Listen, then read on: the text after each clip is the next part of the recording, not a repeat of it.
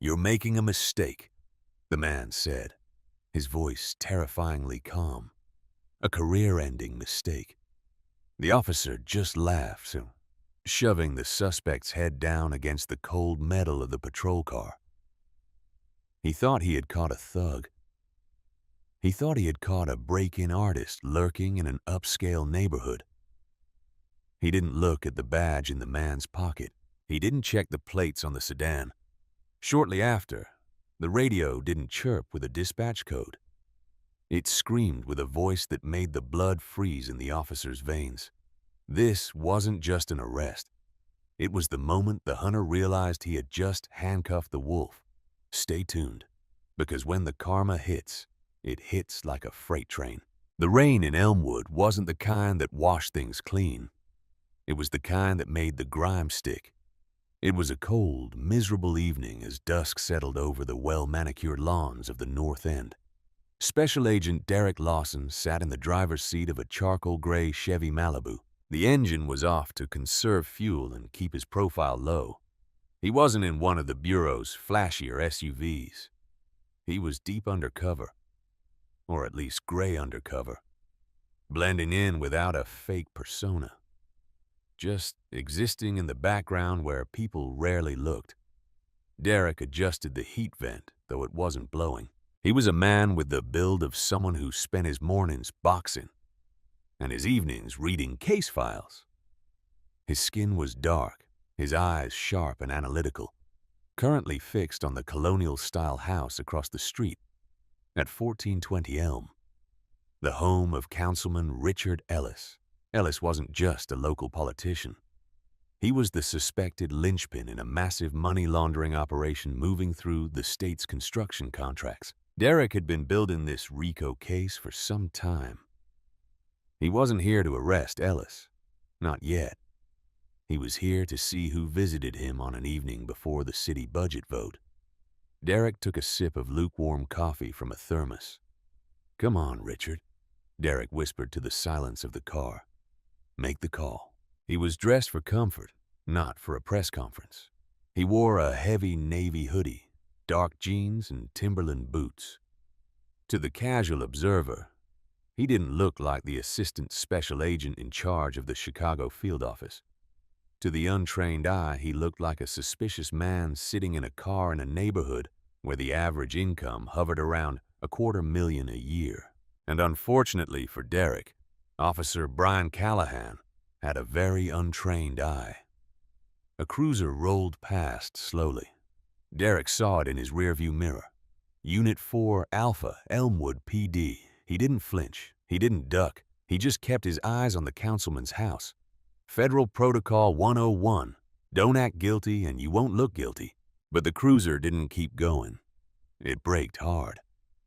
The reverse lights flared white in the gloom. Derek sighed, his grip on the steering wheel tightening just a fraction. "Don't do it," he muttered. "Just keep driving, officer. You have no idea what you're walking into." The cruiser backed up until it was parallel with Derek's hood. Then the blinding takedown lights flicked on, flooding the interior of the Malibu with harsh white illumination. Derek squinted, shielding his eyes with one hand. He knew the drill. He reached slowly toward the passenger seat where his credentials lay hidden under a newspaper. "Keep your hands where I can see them." The voice boomed over the cruiser's PA system. Derek froze. He slowly placed both hands on the steering wheel, fingers spread wide. He was a professional. He knew that any sudden movement could be interpreted as a threat, especially by a nervous local cop. He watched in the side mirror as two officers emerged. The driver was a big man, broad shoulders, thick neck, the kind of guy who spent too much time bench pressing and not enough time de-escalating. That was Officer Brian Callahan. His reputation preceded him. Derek had read the local precinct reports as part of his recon. Callahan had 6 excessive force complaints, all dismissed by a friendly internal review board. The passenger was younger, skinnier. Officer Kyle Bennett, a rookie barely out of the academy looking like he was trying to grow a mustache that refused to cooperate. Bennett looked nervous. Callahan looked hungry. Derek rolled down the window as Callahan approached, his hand resting heavily on his holstered Glock. "Good evening, officer," Derek said. His voice was deep, steady, and devoid of fear. Callahan didn't return the greeting. He shined his flashlight directly into Derek's eyes, blinding him. "License and registration, now." "It's a rental," Derek said calmly, keeping his hands on the wheel. "My identification is in my jacket pocket, and my federal credentials are on the passenger seat under that paper. I'm going to reach for them slowly." "Don't you reach for a damn thing," Callahan snapped. "Out of the car." "Officer," Derek tried again, channeling the authority he used to command task forces. "I am a federal agent conducting an active surveillance operation. If you force me out of this vehicle, you're compromising a federal investigation." Callahan let out a short, barking laugh. He looked back at Bennett, who was standing by the rear bumper, hand hovering near his taser. "You hear that, Kyle?" Callahan sneered. "We got a federal agent here. Probably Special Agent Hoodie, right?" He turned back to Derek, his face hardening. "I said, get out of the car now or I drag you out." Derek calculated the odds. If he resisted, Callahan would tase him or shoot him. If he complied, he blew his cover for the Ellis investigation. But he stayed alive. The choice was obvious, but it tasted like bile. "I am complying," Derek said. He unbuckled his seatbelt with slow, deliberate movements. He opened the door and stepped out into the rain. He stood taller than Callahan. For a second, the power dynamic shifted just by sheer physical presence. Callahan didn't like that. "Turn around," Callahan commanded. "Hands on the hood. Spread them." "Check my credentials, Callahan," Derek said, using the officer's name intentionally. "They are on the seat. Just look at the badge." "Shut up." Callahan shoved Derek forward, slamming his chest against the wet metal of the rental car. Derek exhaled sharply as the air left his lungs. He felt Callahan's hands patting him down aggressively, checking the waistband, the pockets. Callahan's hand brushed against the concealed holster at Derek's hip, his service weapon, a Glock 19M. "Gun!" Callahan screamed. "He's got a gun." "It is a service weapon," Derek shouted, his voice finally rising. "I am FBI." But it was too late. The logic had left the building. Callahan kicked Derek's legs apart, forcing him down to his knees in the mud. Bennett rushed forward, looking terrified. "Cuff him! Cuff him now!" Callahan roared. Derek felt the cold steel of the handcuffs bite into his wrists. He didn't fight back. He knew that fighting back was a death sentence. Instead, he engaged a different weapon, his mind. He began to memorize everything. The procedure errors, the lack of probable cause, the specific insults Callahan was muttering. "You boys have really stepped in it," Derek said, his cheek pressed against the wet asphalt. "I want you to remember this moment. I want you to remember that I gave you a chance. You have the right to remain silent." Callahan spat, yanking Derek up by the handcuffs, sending a searing pain through his shoulders. "So use it." As they dragged him toward the cruiser, Derek looked back at the councilman's house. The curtains moved. Councilman Ellis was watching. The operation was blown. Derek Lawson's eyes went cold. He wasn't just an agent anymore. He was a man who had just lost months of work to a bully with a badge, and now he was going to destroy that bully's career with the precision of a surgeon. The back of a police interceptor is designed to be uncomfortable. It is a hard plastic shell smelling of old sweat, vomit, and industrial cleaner. Derek sat awkwardly, his hands cuffed behind his back, his knees pressed against the cage divider. In the front seat, The atmosphere was electric, but for the wrong reasons. Callahan was high on adrenaline, drumming his fingers on the steering wheel as he merged back onto the main road. Bennett, the rookie, was sitting in the passenger seat looking back at Derek through the plexiglass. "Callahan," Bennett said softly, "maybe we should have checked that ID. He really didn't act like a perp." "Don't be a snowflake, Kyle," Callahan scoffed, checking his rearview mirror to glare at Derek. Everyone's a lawyer or a fed when they get caught. Guy was sitting outside a councilman's house in a hoodie, probably casing the joint for a robbery. "We just saved the neighborhood." Derek leaned forward as much as the cuffs would allow. "Officer Bennett, is it?" Bennett jumped slightly. "Yeah. Check the computer," Derek said.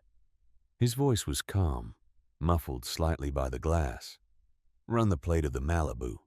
It's a fleet rental registered to the U.S. General Services Administration. Run my name, Derek Lawson." "Don't run squat," Callahan ordered. "We book him as John Doe if he doesn't have ID on him. Let the desk sergeant sort it out." "You left my ID in the car," Derek said, "which is a violation of procedure. You also left my vehicle unlocked on a public street with a federal firearm inside. That's a felony, Callahan." "Negligence." Callahan slammed on the brakes at a red light, turning around to shout through the glass. "You shut your mouth. You're in my world now, pal. You speak when spoken to." "You don't have much time," Derek said. Callahan frowned. "What?" "We are about to reach the precinct," Derek analyzed. "But my team tracks my vitals via my smartwatch. They know my heart rate just spiked. They know I've stopped moving.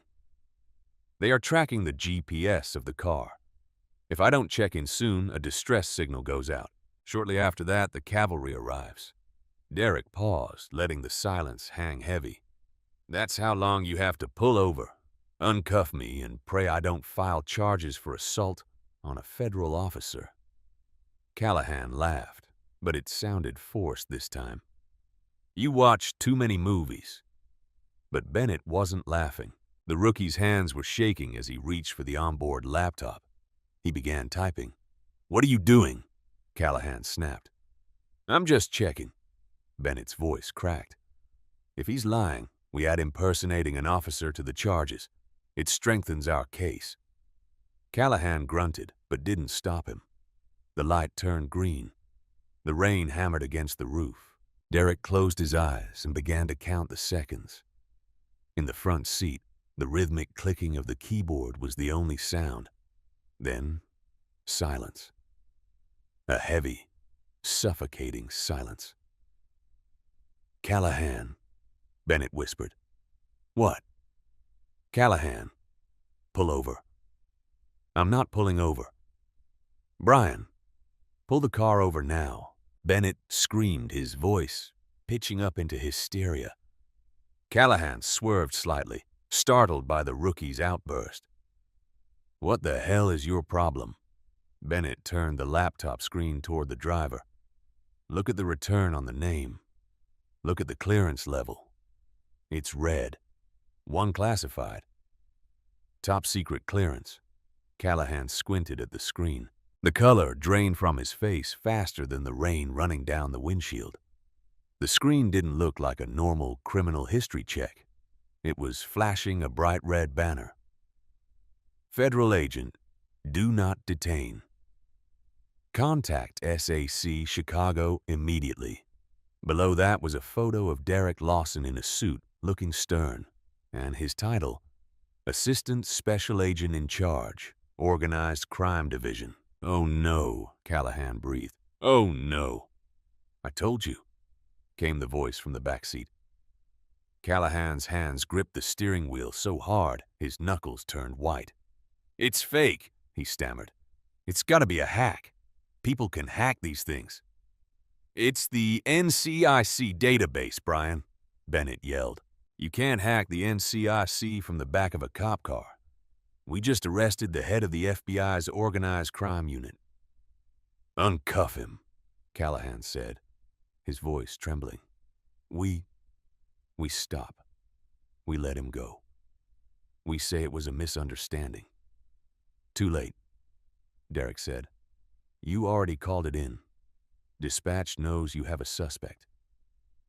If you let me go now without processing, it's kidnapping and unlawful imprisonment. You're already in the quicksand, Callahan. Stop struggling. You'll only sink faster. Callahan panicked. He did the worst thing possible. He doubled down. No, Callahan said, his eyes wild. We bring him in. We find something on him. He had a gun. He was threatening us. We stick to the story. It's his word against ours. Bennett looked at Callahan like he was insane. Are you crazy? He's the FBI. He's a suspect, Callahan roared. And we're the police. We run this town, not the feds. Derek shook his head in the darkness. Suddenly, the radio crackled to life, but it wasn't the bored voice of the dispatcher. It was the chief of police, Chief Thomas Vance. Unit 4 Alpha. This is Chief Vance. What is your location? Over. Callahan grabbed the mic, his hands sweating.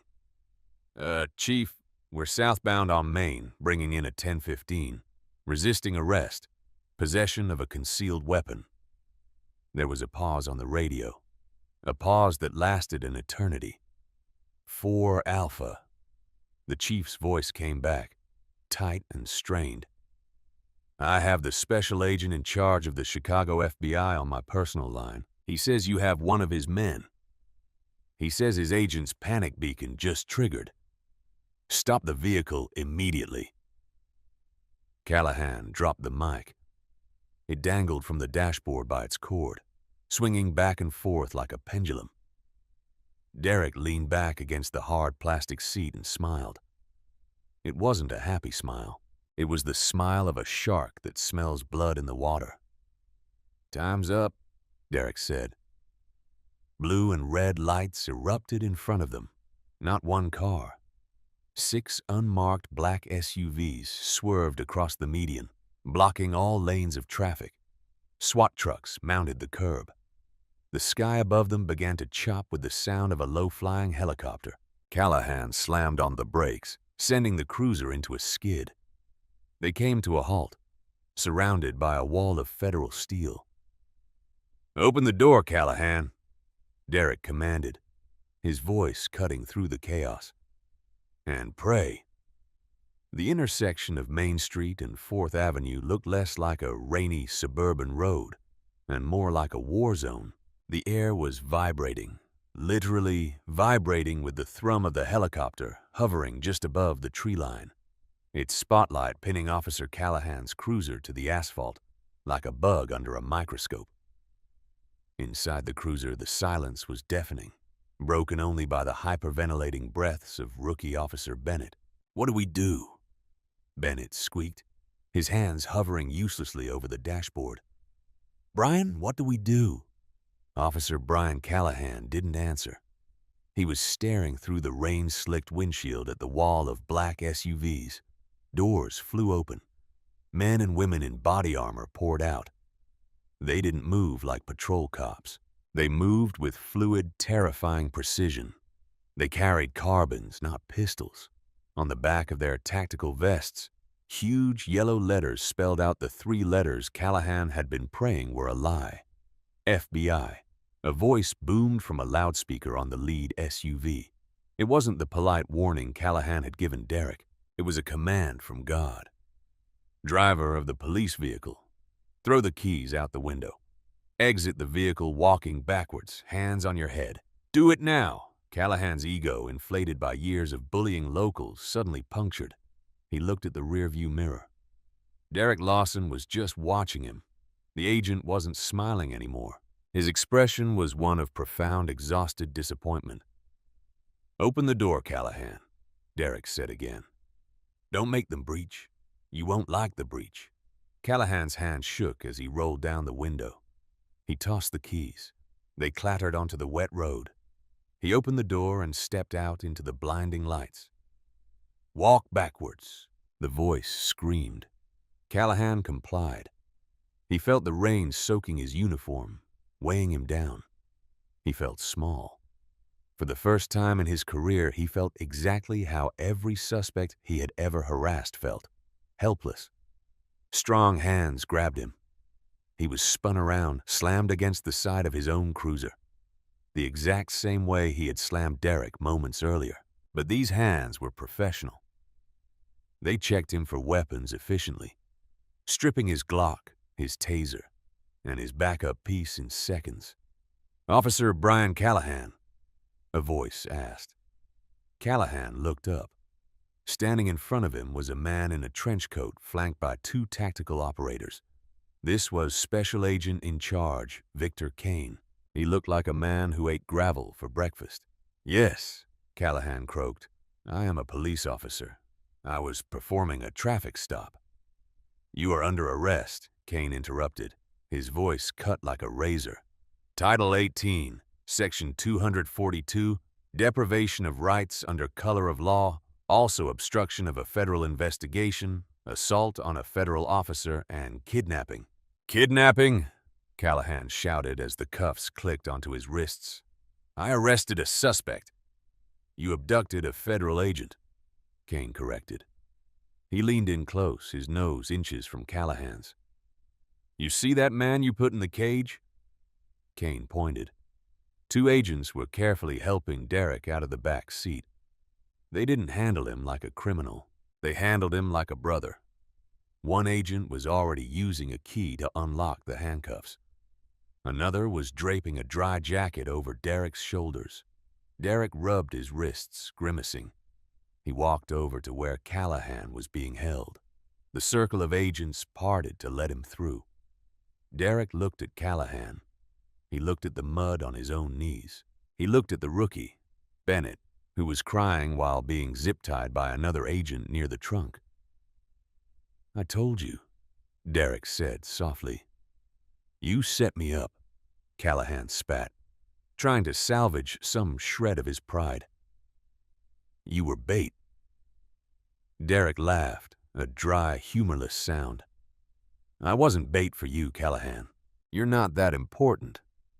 I was hunting a whale. You're just the bottom feeder that swam into the net." Derek turned to Kane. "Victor, did we get the audio?" Kane tapped his earpiece.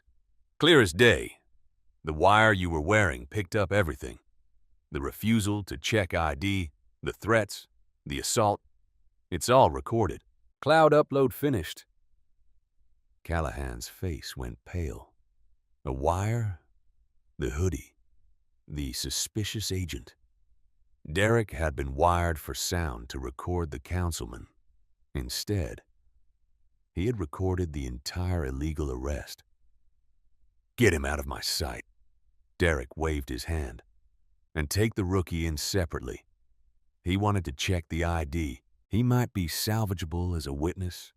"You can't do this," Callahan screamed as they dragged him toward a black SUV. "I know the chief. I know the mayor." Derek didn't turn around.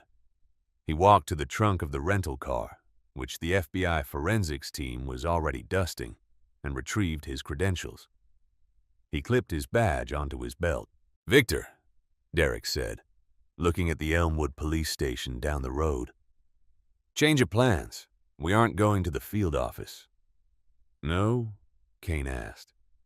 "No," Derek said, his eyes hard. Callahan was too confident. He said we run this town. He wasn't scared of the consequences. That tells me this isn't an isolated incident. That tells me the rot goes deeper. Derek looked at the flashing lights of the local precinct in the distance.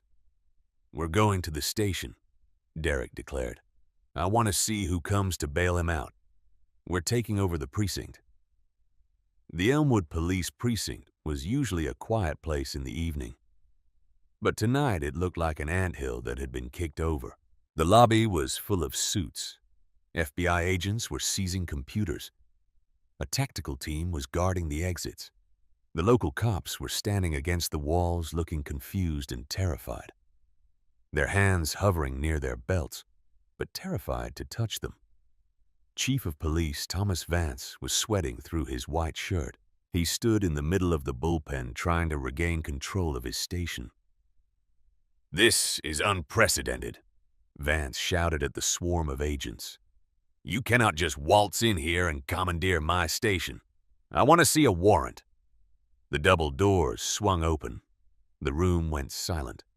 Derek Lawson walked in.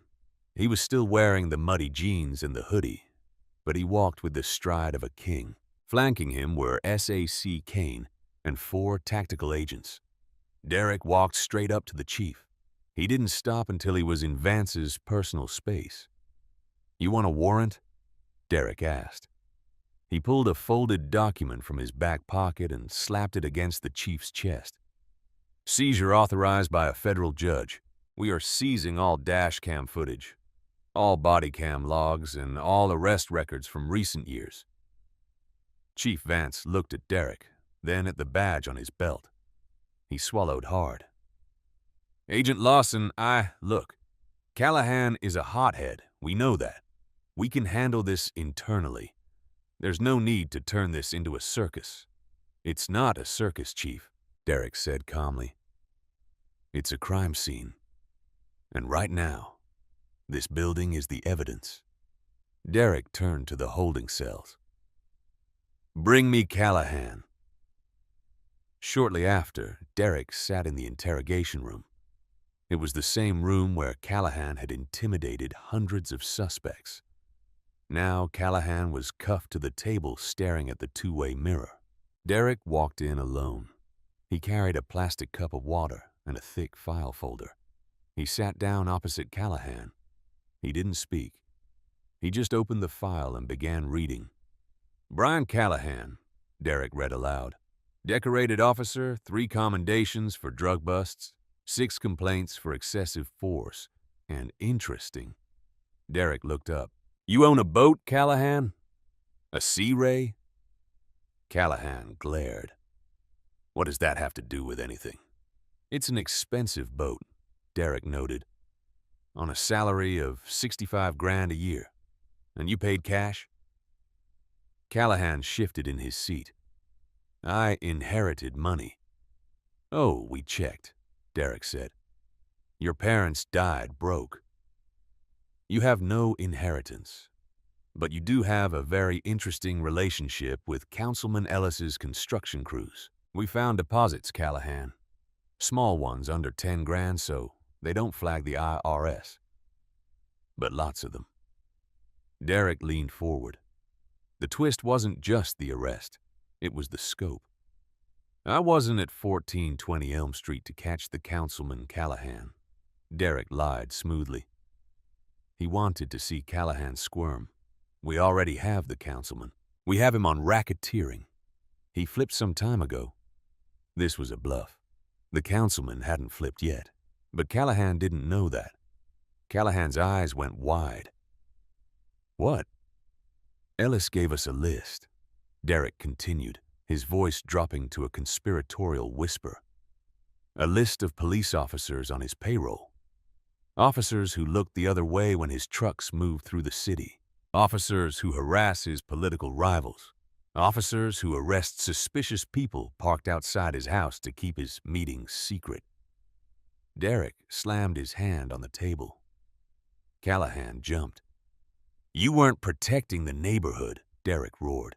"You were protecting the operation. You saw a car watching your boss, and you tried to scare me off. But you were too stupid to realize I wasn't a rival gang member. You tried to muscle the Federal Bureau of Investigation." "I didn't know," Callahan cried, the tough guy facade completely shattering. "Ellis told me to keep the street clear on those evenings. That's all. He pays me $500 a week just to patrol that block. I didn't know about the laundering." Derek sat back, a satisfied smile touching his lips. He glanced at the mirror. He knew Kane was recording. Callahan had just confessed to corruption. $500 a week? Derek murmured. "You threw your life away for $500 a week?" "I can help you," Callahan pleaded, leaning over the table, rattling the cuffs. I can testify against Ellis. I can give you the others. There's more. Sergeant Miller, Officer Reynolds, they're all in on it." Derek stood up. He walked to the door and knocked twice. "You'll testify, all right," Derek said, "but not for a deal. You'll testify because you have no choice. You're going to federal prison, Callahan, for a long time. And do you know what happens to dirty cops in federal prison?" Derek opened the door. "They become very popular," Derek said coldly. He stepped out into the hallway where Chief Vance was standing with SAC Kane. The chief looked like he was about to faint. "Did you get that?" Derek asked. Kane held up a digital recorder. "Loud and clear. He named Sergeant Miller and Officer Reynolds. We're rounding them up now." Derek turned to the chief. "Chief Vance, it seems your department has a systemic infection. I'm afraid I'm going to have to place you under administrative review until we determine if you knew about Callahan's side hustle." "I didn't," Vance protested. "I swear." "Then you have nothing to worry about," Derek said, walking past him. "But right now I have a councilman to visit, and this time I'm not going to sit in the car." Derek walked toward the exit, the sea of FBI agents parting for him. He was tired. His wrists were bruised and his clothes were muddy, but as he stepped back out into the night rain, he felt lighter. He had gone looking for a white-collar criminal. He had ended up cleaning up a police department. But the night wasn't over. The karma train had one more stop, because while Callahan was crying in the interrogation room, the dash cam footage of the arrest was being processed, and Derek knew exactly where it was going to go. The court of public opinion was about to open session. The wheels of justice turned slowly. But the internet moves at the speed of light. While Derek Lawson was busy dismantling the corruption ring within the Elmwood Police Department, the digital world was about to ignite. It wasn't Derek who leaked the footage. He was too disciplined, too by the book. It was rookie officer Kyle Bennett, in a desperate bid to secure immunity and prove he wasn't like his partner. Bennett's attorney had inadvertently allowed the dashcam file to be included in a public records request filed by a local journalist, Michael Vance. In the morning, the video titled "Elmwood Cop vs. FBI Agent, The Mistaken Arrest" went live. By mid-morning, it had thousands of views. By noon, it had millions. The video was a perfect storm of outrage. The audio was crisp. Viewers watched in horror as Derek, calm and compliant, was bullied, mocked, and assaulted. They heard Callahan's arrogance. They heard the racial slurs muttered under his breath. They heard the chilling line, "We run this town." But the climax, the moment the screen flashed red with the federal clearance warning, and Callahan's face crumbled, became the most shared clip on the planet. For Brian Callahan, who had been released on a massive bond pending trial, the real punishment began before he ever stepped foot in a courtroom. He was sitting in his kitchen staring at a bowl of cereal he couldn't eat when his phone started buzzing. It wasn't a text. It was a deluge. Hundreds of notifications per minute. He opened Twitter. His name was trending. Hashtag Brian Callahan's a criminal. Hashtag Fire Callahan. He went to Facebook. His profile was flooded with comments. People from his high school. People he had bullied years ago. Strangers from other countries. They were all there. "Remember when you gave me a ticket for going 2 over? Karma's coming. You're a tough guy. Not so tough now, are you?" Callahan threw his phone across the room. It cracked against the wall. He heard a noise outside. He walked to the window and peered through the blinds. There were news vans, 4 of them. CNN, Fox, MSNBC, and the local affiliate. A reporter was standing on his lawn pointing at his front door. "We are live outside the home of the disgraced officer," the reporter was saying. Callahan's wife, Sarah, walked into the kitchen, She was dressed in a suit carrying a suitcase. She looked tired. She looked done. "Where are you going?" Callahan asked, his voice cracking. "My mother's," Sarah said. She didn't look at him. "I can't do this, Brian. The threats, the shame. I can't go to the grocery store without people spitting on the ground when they see me. I lost my job at the bank this morning. They said I'm a distraction. You can't leave me." Callahan pleaded. "I'm going to beat this." "It was a misunderstanding." Sarah stopped at the door. She finally looked at him. And the look was worse than anger. It was pity. "I saw the video, Brian. You weren't a cop. You were a monster and you were stupid." She walked out. The door slammed. Callahan watched her get into her car, ignoring the reporters shouting questions at her. The hard karma wasn't finished. An hour later, a tow truck backed into his driveway. A large man in coveralls jumped out and started hooking up Callahan's prized possession, the Sea Ray boat. Callahan ran out the front door, forgetting the reporters. Hey, you can't take that." The repo man didn't stop. He handed Callahan a clipboard. "Bank called the loan. Breach of contract. Plus, the IRS put a freeze on your assets about an hour ago. Something about undeclared income." The cameras flashed. The reporters shouted. "Officer Callahan, do you have a comment on the corruption charges? Officer Callahan, is it true you were working for Councilman Ellis?" Callahan stood there in his sweatpants watching his boat, the symbol of his ill-gotten gains, being dragged away. He was alone. His wife was gone. His career was dead, and the entire world was watching him cry. Meanwhile, across town, Derek Lawson sat in a quiet diner eating a slice of cherry pie. On the TV above the counter, the news was playing the clip of Callahan's arrest. The waitress poured him a refill of coffee. "Can you believe that guy?" she asked, pointing at the screen with the pot. "Thinking he could bully the FBI. Glad they got him." Derek smiled, taking a sip.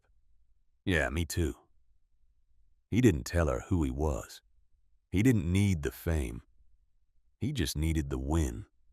Sometime later, the federal courthouse in Chicago was packed to the rafters. This wasn't a local traffic court. This was the big leagues. The room smelled of mahogany and floor wax.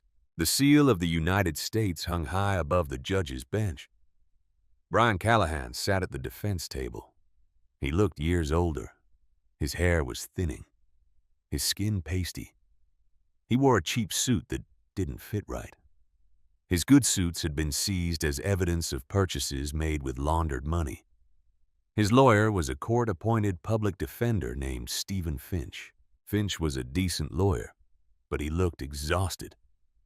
Defending the most hated man in America was not an easy gig. On the other side of the aisle sat the prosecution. Leading the charge was Assistant U.S. Attorney Nathan Slade. Slade was known as the Hammer. He didn't lose, and sitting next to him in a crisp charcoal suit was Special Agent Derek Lawson. The presiding judge was Patricia Caldwell. She was a legend in the circuit, fair, but terrifyingly strict. She tapped her gavel. "The court is now in session. United States of America versus Brian Callahan. Charges: deprivation of civil rights, conspiracy to commit racketeering, assault on a federal officer." The trial lasted weeks, but the outcome felt inevitable from day one. The prosecution's case was a masterclass. They didn't just play the video, they dissected it. Derek took the stand on the third day. He walked with the same calm authority he had shown on the street. He swore in. "Agent Lawson," Slade asked, pacing in front of the jury, "why didn't you identify yourself immediately?" "I attempted to," Derek said.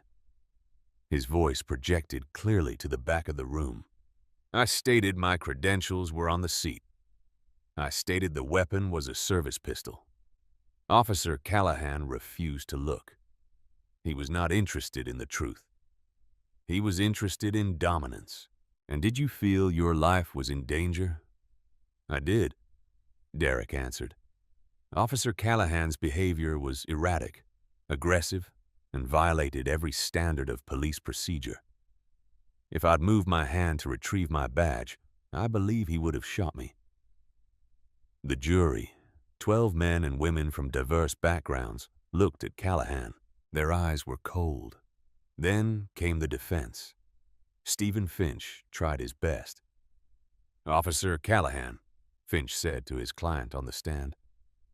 Did you know he was an FBI agent? No, Callahan sobbed. He was trying to cry, but the tears looked forced. I was scared. It was a high crime area. I thought he was reaching for a gun. I just wanted to go home to my family. And the money? Slade asked on cross-examination, standing up slowly. The deposits from Councilman Ellis. That was a loan, Callahan stammered. A loan, Slade repeated flatly. A loan that you never paid back. A loan that coincided exactly with the dates you harassed Ellis's political opponents. Callahan looked at the gallery. He saw Councilman Richard Ellis sitting in the back row wearing an orange jumpsuit and shackles. Ellis had already been convicted. He was there as a witness against Callahan. And here came the twist Derek had orchestrated.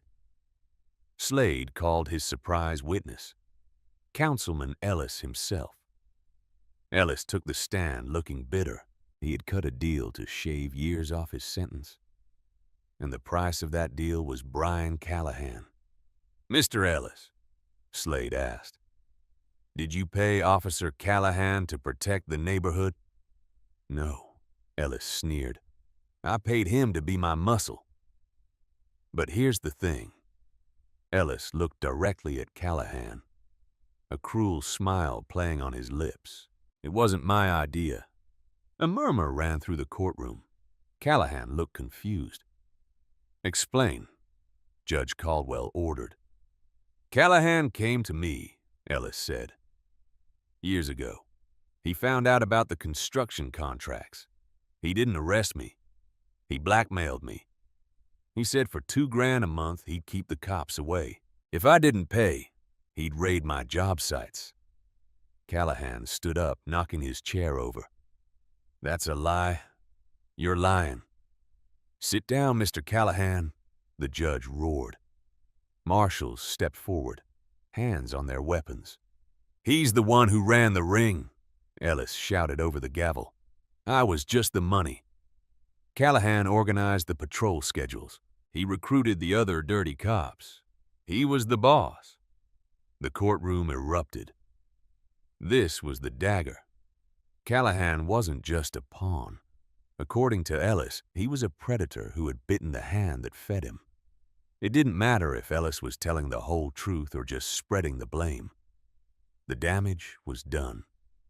The jury saw Callahan not as a bumbling cop, but as a mastermind of corruption. Derek watched Callahan unravel. He watched the man hyperventilate, realizing that his victim defense had just been nuked from orbit. The verdict came in a short time. Guilty, guilty, guilty. Count after count. 15 counts total. Judge Caldwell looked at Callahan over her spectacles. The courtroom was silent. Brian Callahan, she said, you have disgraced the uniform. You have betrayed the public trust. You treated the law as your personal weapon. You bullied the weak. And when you finally met someone strong, you tried to lie your way out of it. She shuffled her papers. This court has no sympathy for bullies. For the charge of deprivation of rights under color of law combined with the racketeering charges. I am sentencing you to 35 years in a federal penitentiary. Callahan's knees gave out. He collapsed into his chair, sobbing uncontrollably. He was 34 years old. He would be an old man when or if he ever got out. And, the judge added, I am recommending you serve this time at USP Coleman. Callahan looked up, eyes wide with terror. USP Coleman was a high-security facility. It was known for housing many of the gang members Callahan had arrested over the years. Court is adjourned. The gavel banged. It sounded like a gunshot. Derek stood up and buttoned his jacket. He didn't look back at Callahan being dragged away by the marshals. He walked out of the courtroom into the bright afternoon sun. Reporters swarmed him on the steps of the courthouse. Agent Lawson, how do you feel? Is justice served? Derek stopped at the microphones. He looked into the cameras. Justice isn't a feeling, Derek said, his voice grave. It's a process. Today the process worked. But let this be a message. The badge isn't a shield to hide behind. It's a burden to carry. If you drop it, don't expect us to pick it up for you. He walked through the crowd toward his car. But the story wasn't quite over. Callahan was gone. Ellis was gone. But Derek had mentioned the infection in the precinct. And infections, if not treated fully, have a nasty habit of coming back. As Derek got into his car, his phone rang. It was an unknown number. Agent Lawson, a distorted voice whispered. You got Callahan. Good for you. But you didn't get the money. Derek froze. Who is this? Callahan had a partner, not a cop, a silent partner. You think the laundered money was just for boats? There's $5 million missing, Agent, and you're never going to find it. The line went dead. Derek looked at the phone, then at the courthouse. The wind picked up, rustling the leaves. The hard karma had hit Callahan. But the game was just beginning. The phone call had ended. But the silence it left behind was louder than a siren. 5 million missing. You're never gonna find it. Derek Lawson sat in his car. Rain drumming on the roof. Just like the night it all started. He replayed the distorted voice in his head. It wasn't a gangster's voice. The cadence was too precise. The grammar was too cool. Perfect. He pulled up the case file on his secure tablet. He scrolled past Brian Callahan's mugshot, past Councilman Ellis's confession, until he reached the financial forensics report. The Bureau had seized the house, the boat, the cars. They had frozen Callahan's police pension, but the offshore accounts in the Cayman Islands, the report showed they had been accessed and drained hours ago. Derek tapped the screen. Who had access? Callahan was in custody. Ellis was in custody. He looked at the personal data section for Brian Callahan. Spouse, Sarah Flynn. Occupation, Senior Branch Manager, Elmwood First National Bank. Derek's eyes narrowed. He remembered the scene at the house. Sarah walking out with a suitcase. The tears. The pity. I can't do this, Brian. He had assumed she was leaving a sinking ship. He hadn't considered she might be the one who drilled the hole in the hull. Derek fired up the engine. He didn't call for backup. He didn't call Kane. He dialed the Port Authority. This is Special Agent Lawson, he barked. I need a flight manifest check. Private charters departing in the next hour. Look for the name Sarah Flynn, or, he glanced at her maiden name in the file, Sarah Voss. There was a pause.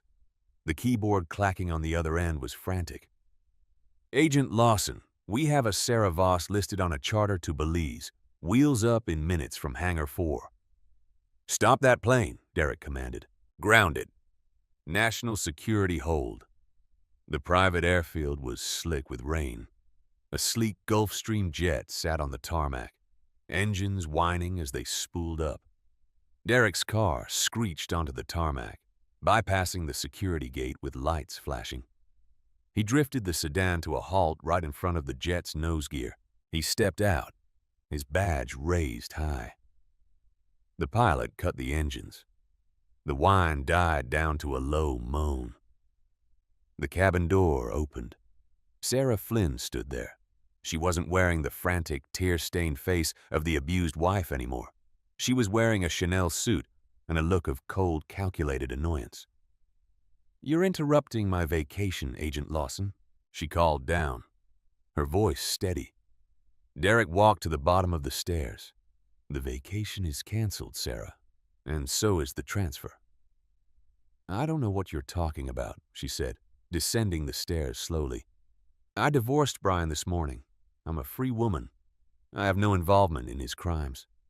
"You didn't just know about the crimes," Derek said, stepping closer. "You structured them.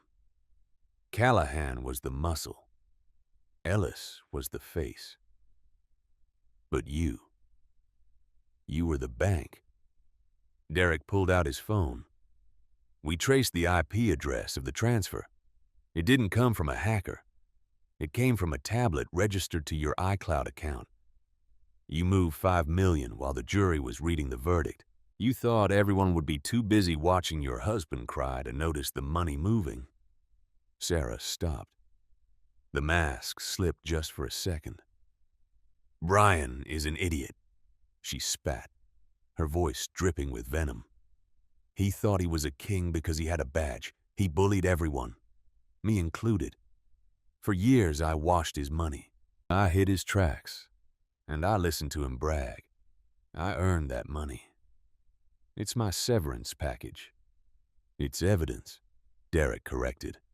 "And you just confessed to money laundering and wire fraud." Sarah smiled, a sharp, dangerous smile. "You can't prove I knew the source was illegal.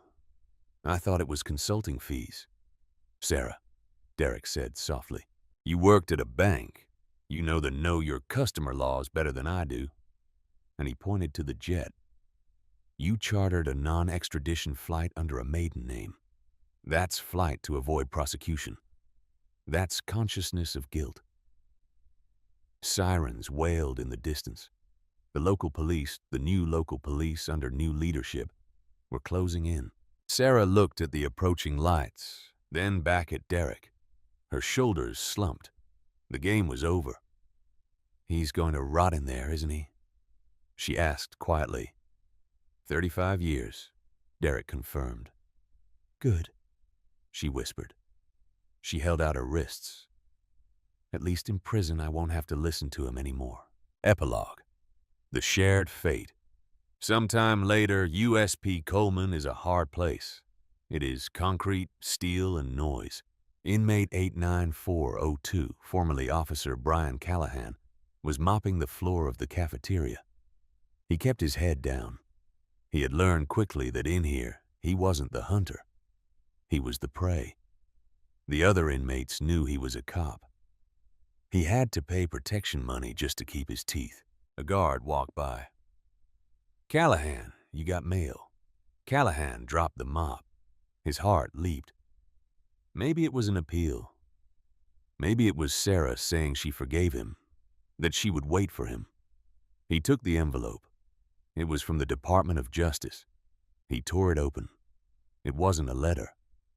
It was a notification of inmate transfer. Inmate Sarah Voss Flynn. Location, USP Coleman, female camp. Status, sentenced to 12 years for money laundering. Callahan stared at the paper.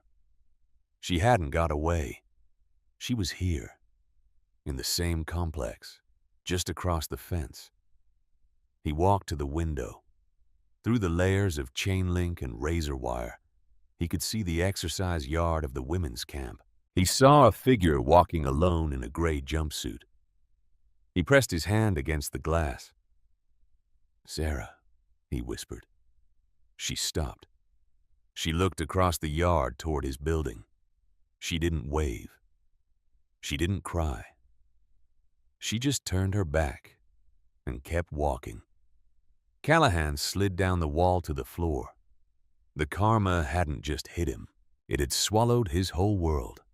He had lost his job, his freedom, his money, and his wife. And he had done it all because he was too proud to check an ID. The final scene.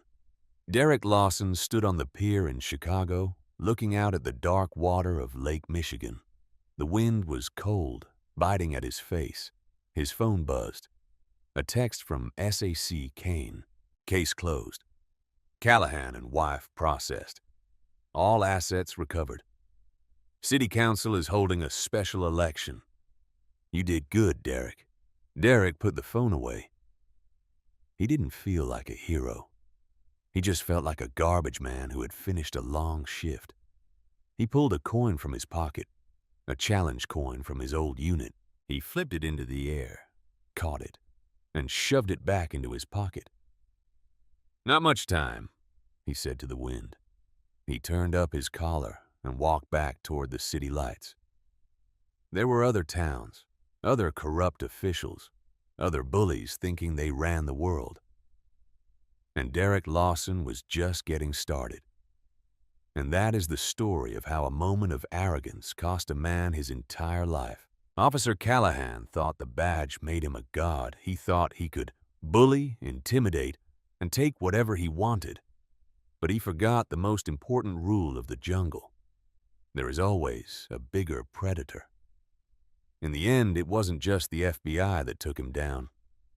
It was his own ego. He had every chance to stop, every chance to apologize. But he chose the hard way, and karma delivered the bill with interest. What do you think? Did the sentence fit the crime? And was Sarah just as guilty as her husband? Or was she a victim who broke bad?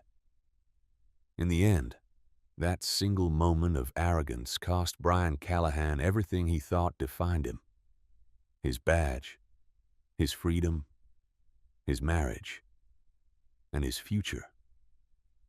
What began as a routine traffic stop turned into a brutal reminder that no matter how powerful you feel in the moment, there is always someone watching, always consequences waiting just around the corner. The real tragedy wasn't just the handcuffs or the 35-year sentence. It was realizing too late that pride had blinded him to the simple human act of checking an ID and listening to another man's truth. Life has a way of humbling us when we least expect it, teaching us that real strength isn't found in how loudly we can shout or how hard we can push someone down, but in the quiet courage to pause, to verify, and to treat every person with basic dignity. Because when we let ego drive the wheel, we don't just hurt others, we destroy ourselves. The universe doesn't always deliver justice with sirens and flashing lights, but it always keeps score. So the next time you feel untouchable, remember Brian Callahan on his knees in the rain. Humility isn't weakness. It's the ultimate survival skill in a world that loves to watch the proud fall. What about you? Have you ever witnessed or experienced a moment where someone's arrogance completely backfired, or has a small act of humility saved you from a big mistake? Drop your thoughts in the comments below. I genuinely love reading your stories. If this message hit home for you, hit that like button and share it with someone who needs to hear it. And if you want more powerful life lessons wrapped in gripping stories, make sure to subscribe and ring the notification bell so you never miss an upload. Stay safe out there. Stay humble and always remember, check the ID. See you in the next one.